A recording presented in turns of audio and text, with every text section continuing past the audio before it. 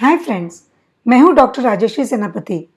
OPD में बहुत सारे इनफर्टिलिटी पेशेंट आते हैं। इनफर्टिलिटी मतलब जो कपल को बच्चे नहीं होते हैं वैसे कपल आते हैं।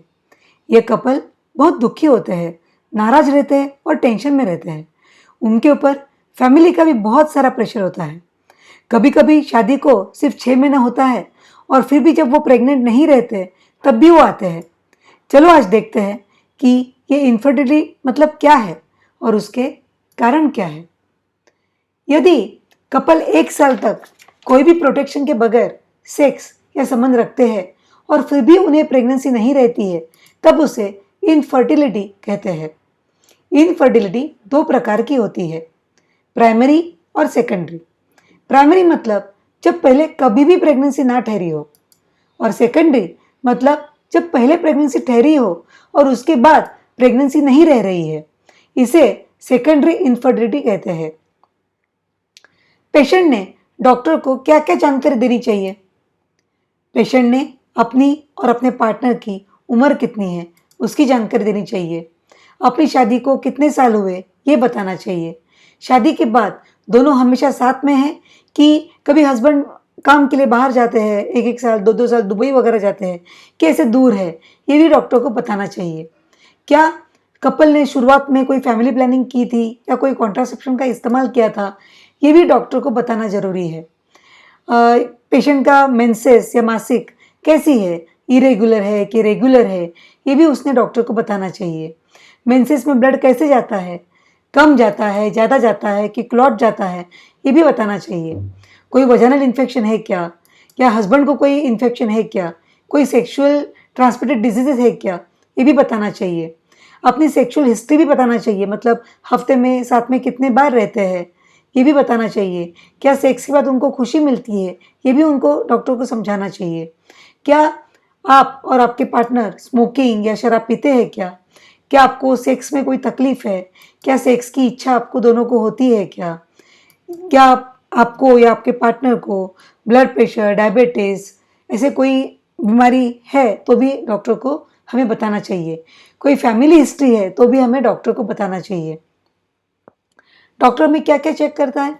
डॉक्टर फीमेल पार्टनर और मेल पार्टनर दोनों को भी चेकअप करता है। दोनों पेशेंट का मतलब पेशेंट और उसके हस्बैंड का ब्लड प्रेशर लिया जाता है। दोनों पेशेंट और हस्बैंड मोटे हैं कि पेट में बहुत चर्बी है ये भी देखा जाता है। पेशेंट के ब्रेस्ट से कोई डिस्चार्ज है क्या, ब्लडी डिस्चार्ज या गैलेक्टोरिया जिससे ओव्यूलेशन होने के लिए तकलीफ होती है ऐसे तो नहीं है, ये देखा जाता है। पेशेंट का इंटरनल चेकअप किया जाता है, उसमें यूट्रस है कि नहीं, अंडादानी में कोई प्रॉब्लम है क्या, वजाना का वे बराबर है कि नहीं, वजाना में कोई इन्फेक्शन है क्या, सर्विक्स में कोई इन्फेक्शन है क्या, ये भी देखा जाता है। यदि कोई इन्फेक्शन है तो उसके अकॉर्डिंग के आगे जाके इन्वेस्टिगेशन कर सकते हैं। डॉक्टर ये भी देखता है कि यदि आपको सेक्सुअल लाइफ में प्राइवेसी मिलती है कि नहीं, आपकी और आपके पार्टनर का इमोशनल बैलेंस कैसा है, फैमिली प्रेशर तो नहीं है ना, क्या आपने ज़्यादा दोनों ने स्ट्रेस तो नहीं लिया है ना, ये डॉक्टर सब जानकारी लेते हैं क्योंकि इस सब जानकारी का इनफर्टिलिटी के साथ बहुत संबंध है। देखते हैं कि इनफर्टिलिटी के कारण क्या क्या है। इनफर्टिलिटी के बहुत सारे कारण हैं। फीमेल में मतलब पेशेंट में uterus, cervix, ovaries, fallopian tube, vagina, इस सभी में कुछ भी प्रॉब्लम होता है तो बच्चा नहीं होता है। देखते हैं कभी कभी यूट्रस में एब्नॉर्मलिटी होती है, जैसे बाइकॉर्नर यूट्रस मतलब यूट्रस डिवाइड हुआ रहता है जन्म से ही, या सेप्टेड यूट्रस मतलब बच्चेदानी में पर्दा होता है। कभी कभी यूट्रस होता ही नहीं, हाँ कभी कभी यूट्रस होता ही नहीं तो इस वक्त बच्चा होना मुश्किल है। कभी कभी यूट्रस के अंदर टीबी जैसे इन्फेक्शन होते हैं, या पीआईडी मतलब पेल्विक इन्फ्लेमेशन की वजह से भी इन्फेक्शन होते हैं और अंदर अडेजियंस या जाली बन जाती है। एंडोमेट्रियोसिस मतलब एमसी का खून उल्टा बहता है और यूट्रस, ओवरीज और ट्यूब तक फैलता है और ट्यूब ब्लॉक हो जाते हैं, एंडोमेट्रियम डैमेज हो जाता है, ये कंडीशन में भी बच्चे नहीं होते हैं। सर्विक्स बहुत स्टिनोस्ट मतलब टाइटली बंद होता है तो इसमें स्पर्म का जब ऊपर की तरफ जाना है, मोशन है, वो बंद हो जाती है, तभी भी बच्चे रुकते नहीं हैं। कभी कभी फाइब्रॉइड होता है, पॉलिप होता है, पीसीओडी होता है या ओवरियन सिस्ट होती है, कभी कभी बच्चेदानी में कैंसर भी हो सकता है। ये सब की वजह से बच्चा होना मुश्किल हो जाता है। कभी कभी फैलोपियन ट्यूब में बहुत सारा इन्फेक्शन होकर फैलोपियन ट्यूब बंद हो जाती है। कभी कभी फैलोपियन ट्यूब में टीबी, एंडोमेट्रियोसिस, ये बीमारी भी दिखी जाती है। कभी कभी फैलोपियन ट्यूब बहुत मोटी हो जाती है, उसको हाइड्रोसाल्पिंग्स कहते हैं। कोई भी पेशेंट में थायराइड की प्रॉब्लम होती है, यानी हाइपोथायराइड या हाइपरथायराइड, इसमें भी बच्चा होना मुश्किल पड़ता है। पेशेंट को बचपन से डायबिटीज़ के चांसेस होते हैं या एडल्ट में भी डायबिटीज़ हो सकता है, जैसे फैमिलियल हिस्ट्री हो डायबिटीज़ की, तब यदि पेशेंट को डायबिटीज़ है तब भी बच्चा होना मुश्किल होता है। पेशेंट का ब्लड प्रेशर बढ़ना या पेशेंट में खून की कमी होना, इस कारण से भी बच्चा होना मुश्किल हो जाता है। ओव्यूलेशन मतलब अंडा ओवरी से बाहर आता है और फिर अंडा वापस बच्चेदानी के अंदर जाके स्पर्म से मिलकर फिर बच्चा बनता है। तब अनओव्यूलेशन मतलब अंडा आता ही नहीं है। ये कौन से कंडीशन में होता है? जैसे पीसीओडी है, जैसे पॉलीसिस्टिक ओवरियन डिजीज, या प्री मैच्योर ओवरियन फेल हो जाती है, तो इस वक्त भी अंडा आता ही नहीं, ओव्यूलेशन होता ही नहीं और बगैर अंडे का बच्चा नहीं हो सकता। कभी कभी स्ट्रेस, टेंशन, पर्सनल रिलेशनशिप में प्रॉब्लम, झगड़े, हार्मोनल प्रेशर, हार्मोनल इम्बैलेंस, और आजकल के भागदौड़ के लाइफ में दोनों हस्बैंड वाइफ जॉब करते हैं, जब दोनों घर पे आते हैं तो बहुत टायर्ड होते हैं, तो सेक्स का मूड नहीं होता, सेक्स की ताकत नहीं होती, और कभी कभी न्यूट्रिशन में भी कमी आती है। लोग डाइट करते हैं या अनहेल्दी खाते हैं, या कभी कोई पेशेंट गरीब होता है तब भी वो अच्छा न्यूट्रिशन खाना नहीं खा सकता है, तब भी बच्चा होने को मुश्किल पड़ता है। कभी कभी तो कोई भी कारण नहीं होता फिर भी बच्चा नहीं होता, उसे अननोन कॉज कहते हैं। सिर्फ बच्चा होने के लिए सिर्फ फीमेल पार्टनर रिस्पॉन्सिबल नहीं है, उतना ही फीमेल पार्टनर भी रिस्पॉन्सिबल है।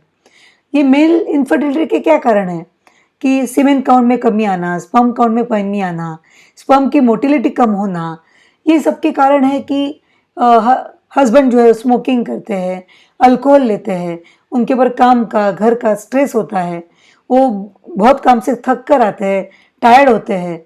कभी कभी स्पोर्ट्स खेलते हुए उनको टेस्टिस पे ट्रोमा लग जाता है, कभी टेस्टिस जन्म से ही छोटी होती है, या हाइड्रोसिल या हर्निया जैसी बीमारी होती है जिसका उनका ऑपरेशन हुआ रहता है।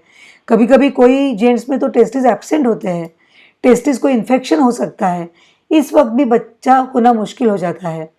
कभी कभी पेशेंट को ब्लड प्रेशर, डायबिटीज़, झटके मारना मतलब एपिलेप्सी या फिट की बीमारी, या हस्बैंड को टीबी होना, इसमें भी स्पर्म काउंट एकदम कम हो जाता है, स्पर्म मोटिलिटी एकदम कम हो जाता है, या उनकी ट्यूब जो होती है, स्पर्मेटिक कॉर्ड जो होता है वो ब्लॉक रहता है, तब भी बच्चा होता नहीं है। और कभी कभी इम्पोटेंसी मतलब सेक्स नहीं कर पाता हस्बैंड, या समय के पहले उनका सीमेन बाहर आता है, that is pre mature ejaculation, इस वजह से भी बच्चा नहीं होता है। कभी कभी उनको सेक्स में साइकोलॉजिकल प्रॉब्लम हो जाता है, वो सेक्स नहीं रख सकते, या उनकी सेक्स की इच्छा कम होती है, पार्टनर में प्यार मोहब्बत भी कम हो जाती है, और सेक्सुअल ट्रांसमिटेड डिसीज भी कभी कभी उनको होती है, जैसे गोनोरिया है, HIV है, VDRL है। इस कारण भी स्पर्म क्वांटिटी, क्वालिटी, मोटिलिटी, इसमें फ़र्क पड़ता है और बच्चा होने के लिए तकलीफ होती है। इस वीडियो में मैंने कोशिश की है कि इनफर्टिलिटी के सिर्फ कॉज के बारे में बताने के लिए। अगले वीडियो में मैं बोलूँगी कि उसके इन्वेस्टिगेशन क्या क्या करनी चाहिए, उसकी ट्रीटमेंट क्या करनी चाहिए। आई होप आपको ये मेरा वीडियो पसंद हो। Thank you so much. If you like the video, please share it, subscribe it, and please don't forget to press the bell icon. Thank you so much.